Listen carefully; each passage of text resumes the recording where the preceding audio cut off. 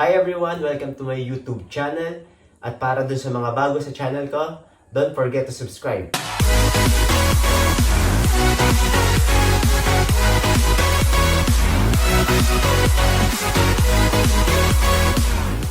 And for today's vlog, nakikita nyo, I have here foam roller.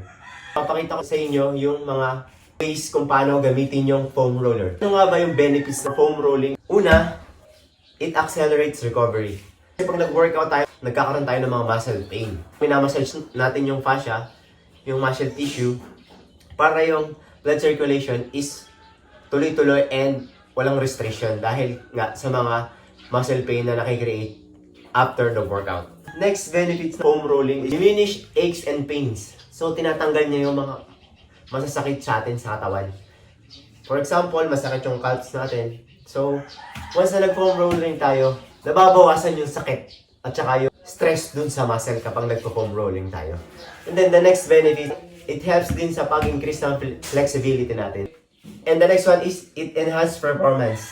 Nakakapag-enhance siya ng performance kasi once na naka-recover tayo, kasi nag-training tayo, so nagkakaroon tayo ng mga muscle pains and aches. Once na naka-recover tayo ng maayos using foam roller, syempre, mag-enhance talaga yung performance natin kasi wala tayong iniindang sakit sa katawan. Paano nga ba gumamit ng foam roller? Tips kung paano siya gamitin. First, ginagawa ko is 60 to 90 seconds foam rolling each muscle. So, kada muscle ginagawa ko, halimbawa, itong calves ko, i-foam roll ko, ginagawa ko 1 minute lang dito or 90 seconds. So, ganyan lang. And then, the next one is the zone. Kapag mag-foam rolling tayo, piliin natin yung specific na muscle. Halimbawa, masakit yung calf nyo. Mag-focus ka muna dito sa calves nyo. Roll. Mag-roll ka lang sa specific muscle. So, yun yung zone. Dapat piliin mo yung tamang muscle na dapat mong i-foam roll. The next one is the three motion. The first one is rolling. Basically, rolling. So, pag sinabing rolling, for example, I want to foam roll here sa my calf ko. Ang gagawin ko lang is rolling is you move back and forth lang. So, yan. Atras abante lang yung foam roller para ma-target yung tender muscle. The next one is span. Yung span naman is ganito lang, steady lang siya. Steady lang siya dito sa muscle area na gusto mong i-foam roll.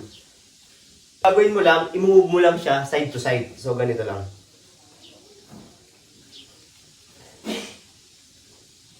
Again, 60 to 90 seconds para ma-release yung muscle pain. And then the last one, yung third one, na kung paano mag-foam rolling is yung tinatawag na stretch.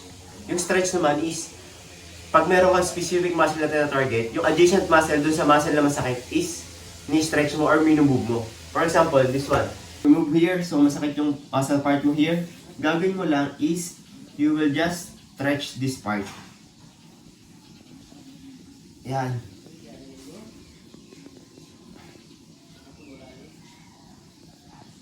Yeah, that's it. And then, yung tips pa kapag nag-foam rolling ako is, I do this 2 to 3 times a week before and after the workout. So, easy days ko, ginagawa ko siya. Kapag nag-foam rolling kayo, just relax. So, relax lang and then breathe. So, dapat tama rin yung breathing nyo. Humihinga kayo. Kasi, foam rolling, it promotes blood circulation. Yun yung, kaya tayo nag-foam roll para yung oxygenated blood natin is mag-flow all throughout the body na ayos. Kasi nire-release natin yung mga tightness ng muscle. So, ganyan lang. And then, kailangan nyo huminga ng maayos. The last tip is, ang ginagawa ko kapag nag-foam rolling ako, is I start the lower part of my body going up. So, ganun lang.